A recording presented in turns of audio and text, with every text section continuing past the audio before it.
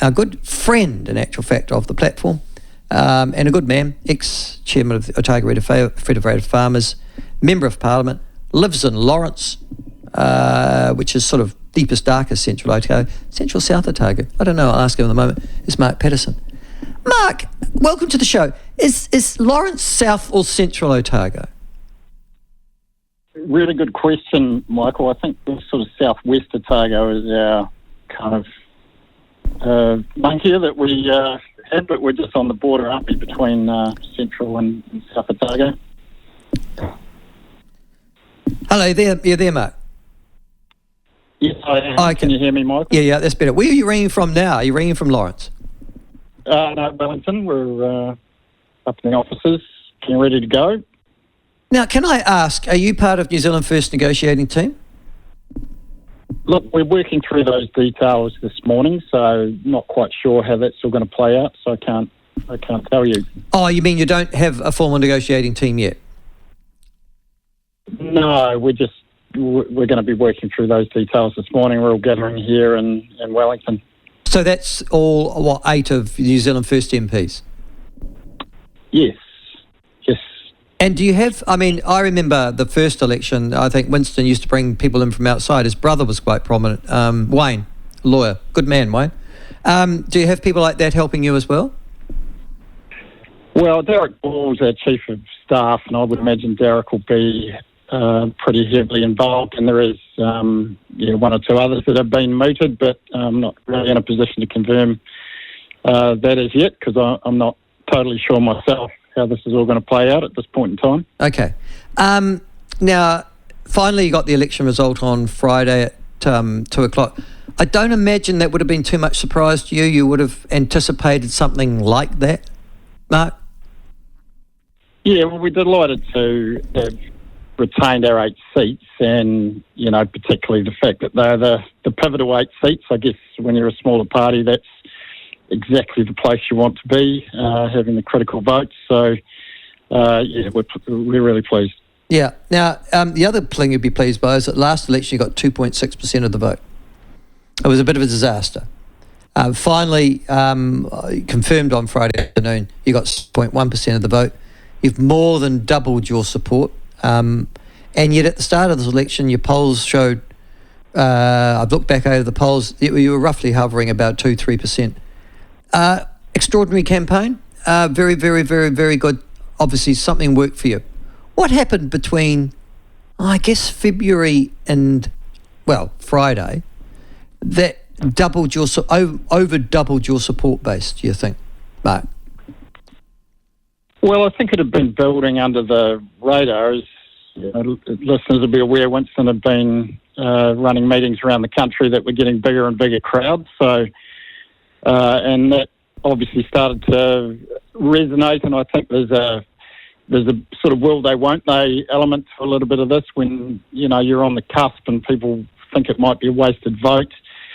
Then they tend to maybe hold back. But as soon as it looks like you're going to get there, then they feel that momentum makes it worth the vote. So, I think there was some pretty clear messages that were representing a lot of what people were feeling out in the wider public. Can you, you're out there every day. Can you point to something, an event, a particular week or something in which you just went, oh, the light's gone on, they've switched the light on, finally? Was there something? Was it the fact that maybe David Seymour had a go at you, or the National Party said they didn't want you, that everybody started talking about you, or was there something even before then, do you think, in which you started thinking, wait on, I think we can do this? Yeah, look, I think as I say, it had been building, but I think when the campaign started and ACT put those signs up, and that had a almost opposite effect to I think what they were hoping. It actually gave us some oxygen, and we were in the discussion, and we became relevant as the polls started to lift. And I think when Luxon made his announcement, that was kind of the coup de grace, I guess, in terms of giving us momentum and the oxygen it gave us within the wider media, who had diligently ignored us pretty much up to then. And ignored you on the night too, really. Winston had a crack at Jack Tame, Television New Zealand, and the left-wing shills in the media. Do you share those views, Mark? Yeah, I mean, we've always battled this. You know, there's a sort of a snivelling contempt for us a little bit, and yeah, the media does tend to lean left and does seem to have a particular disdain for Winston in particular and New Zealand First in general. Yeah, they didn't have disdain in 2017 when New Zealand First joined Labour and changed the government. What made them have disdain in 2023, do you think? Oh, look, I think they probably thought we were dead and buried, and, you know, Winston's been a thorn in their side for decades now, I guess, and maybe they weren't that keen on seeing us back and having to deal with him again, but here we are, so he's had the last laugh. Well, now, the relationship going forward, Mark, I can't see Winston changing his mind about Jack Tame and Television New Zealand in particular. It's going, you sort of need, but then you're working on the basis, well, we don't need the mainstream media to get our message across because the mainstream media didn't get our message across. Are you going to run a sort of slightly different communication regime over the next 3 years? Oh, look, I'm not really privy to that strategy, but, you know, I thought it was telling that, you know, Winston chose to go on Sean's show the other day and Yes. made the point that it was an interview format that asked open-ended questions and allowed answers rather than trying to, you know, get into the gotcha politics, which is, you know, just become all pervasive in today's media. Have you had the opportunity yourself to have a bit of a rest over the last 3 weeks? Because I know you've been working like a Trojan beforehand. Yes, no, I mean, the previous week, we were up here last week doing basically forensically going through National and ACT's policy platform just to see where the similarities were, where the differences were, just doing our prep really for this week. The week before that, the week after the election really was about getting my business in order and getting the farm set up for new management.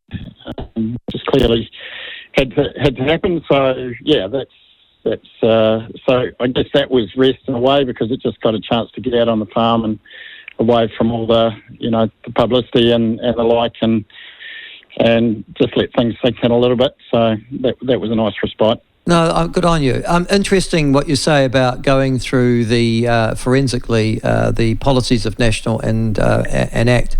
What did you find from that? I know what I found from that when I did it. Did you find that there was, in actual fact, quite an alignment between particularly New Zealand First and the ACT Party, particularly on social and political issues? I think, yeah, that was quite striking on the social and political stuff. You know, there was a lot of ticks next to those things. The economic stuff was where we had the differences, and, you know, reading through national stuff, you know, a lot of it was pretty vague. So you could, draw your own conclusions really, whether we, had some common ground with them or not. On most things broadly, I think we did, but as I say, they were fairly vague with a lot of their statements. So I mean, that's, I guess, gives us a wee bit of an open-ending platform to negotiate with them. I'm not asking from a New Zealand First point of view. I'm asking from a personal point of view, Mark. You've been in Parliament before. You now know how the system works. Is it your view that sitting around the cabinet table is a lot more effective than sitting on the crossbenches?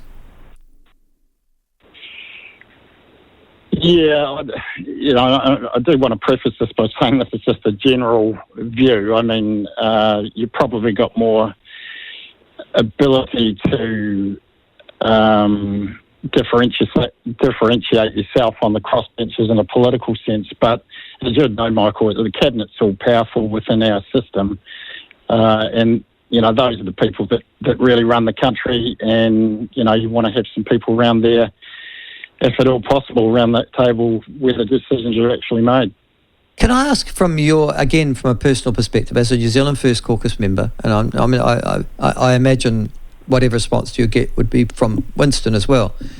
When you look at your own agenda, when you look at your own policy prescription that you went to the government over, to the people over the last 12 months, Mark, what would be the 2 or 3 things that you think were most important and resonated most, and you have the mandate most to do?